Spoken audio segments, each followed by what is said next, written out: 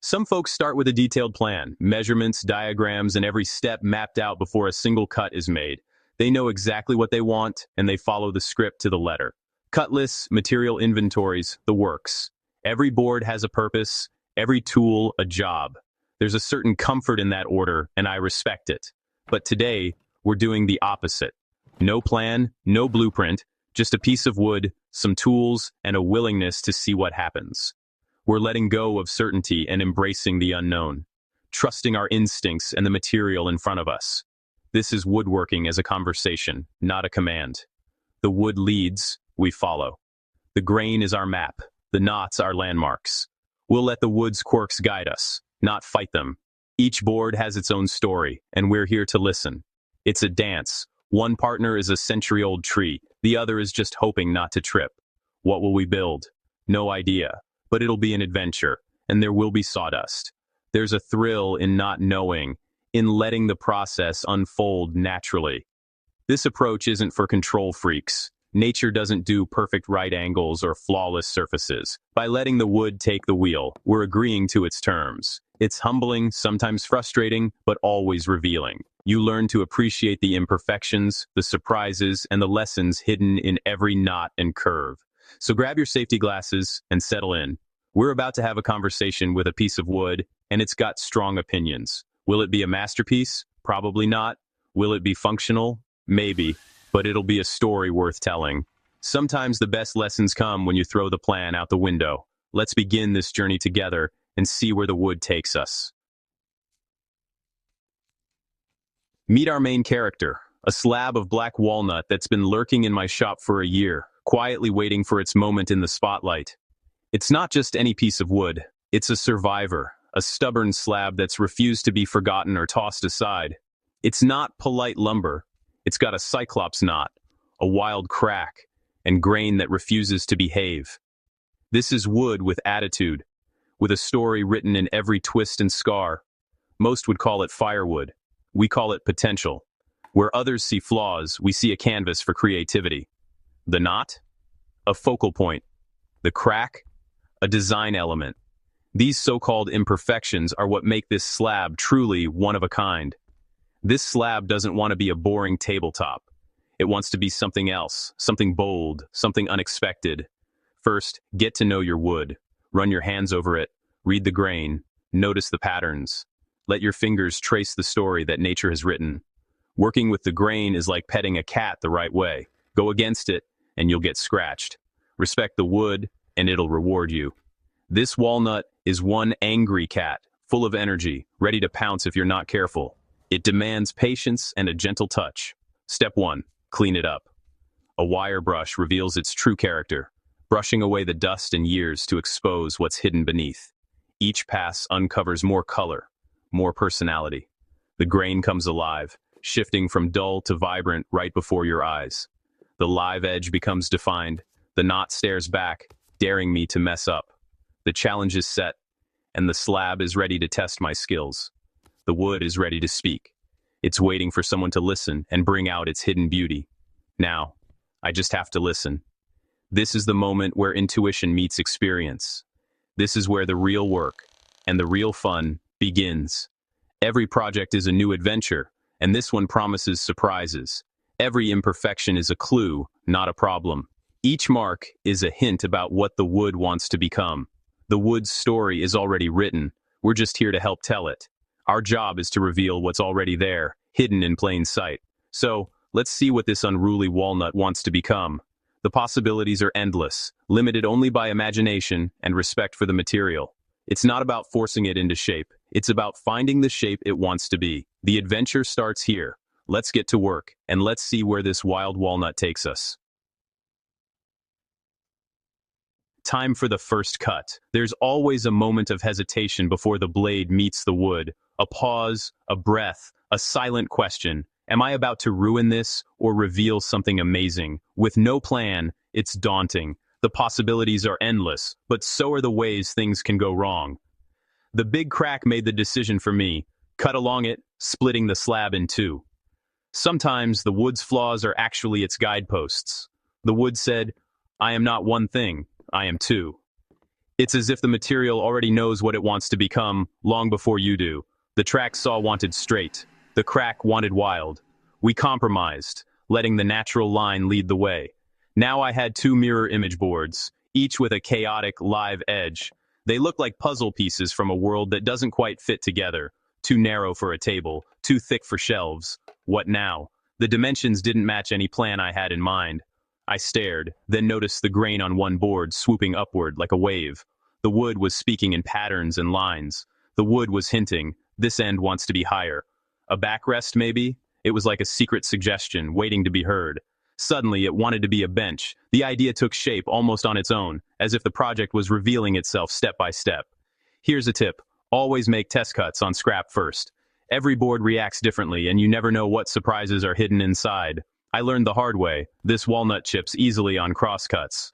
Even the most beautiful wood can be unpredictable.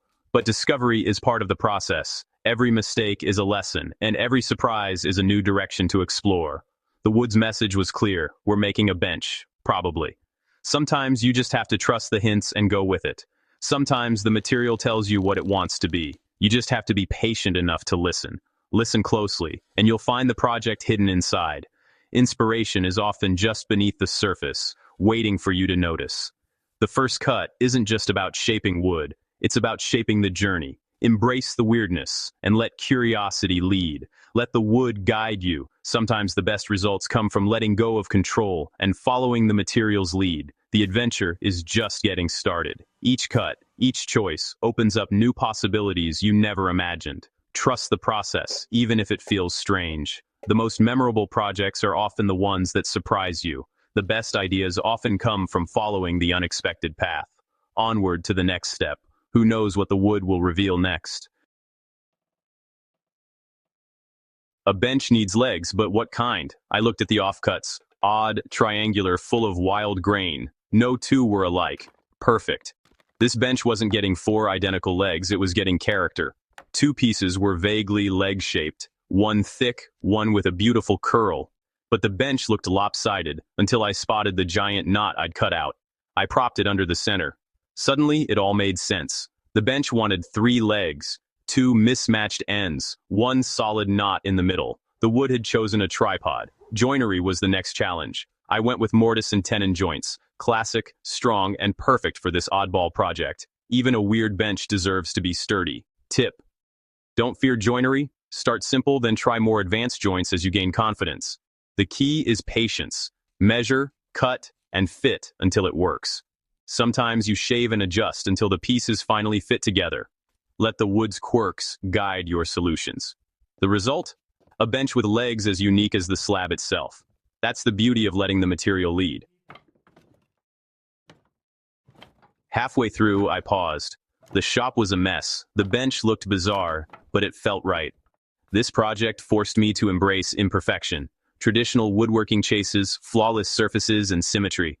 Here, the crack became a centerpiece, the knot a structural hero, the wild grain the main attraction. Mistakes happened, chip-outs, odd cuts, but each was a lesson, not a failure. The wood was just asserting its nature. The challenge became, how do I turn this mistake into a feature? Sand it into a curve, chamfer the edge, make it intentional. That's the creative puzzle. Beginners, you will make mistakes. Everyone does.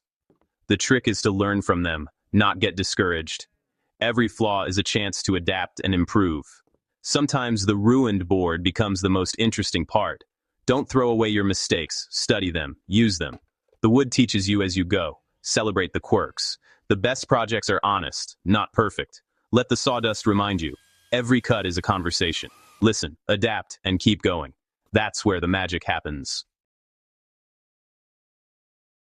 Time to assemble. Would this be a bench or just a pile of kindling? The tops were sanded, the legs and mortises ready. Assembly was chaos. Curved parts, odd angles, nothing standard. Clamping was like hugging an octopus. I started with the knot leg, glued and tapped it into place. It fit snugly, locking the two tops together. The outer legs followed, one smooth, one stubborn. Finally it stood, wobbly, glue-smeared, but standing. Assembly tip: always do a dry fit first. It saves time and stress. A dry fit reveals problems before the glue sets. It's a step that feels slow, but it's worth it. Creative clamping and patience are key, especially with live edges. The beast was assembled. It wasn't perfect, but it was real. Sometimes chaos forms something beautiful. With the bench assembled, it was time for finishing. Sanding was a journey, coarse grit for the rough spots, hand sanding for the curves and knot. The wood story became clearer with every pass. For finish, I chose a hand-rubbed oil and wax blend, honest, tactile, and true to the walnut's character. Tip: always test your finish on scrap first. Surprises are better there than on your project. The finish is your final handshake with the wood. Take your time, let the grain shine. The weirdness is what makes it special. The oil cured, time to step back and see what we'd made. It's a bench, but it's also a sculpture. Functional art, co-designed by human and tree. Rugged, unconventional, unapologetic. From one angle, it's modern. From another, ancient and wild. The crack is now a defining feature, the knot a conversation starter. My family's reactions were mixed. My son used it as a ramp, my wife called it a thing.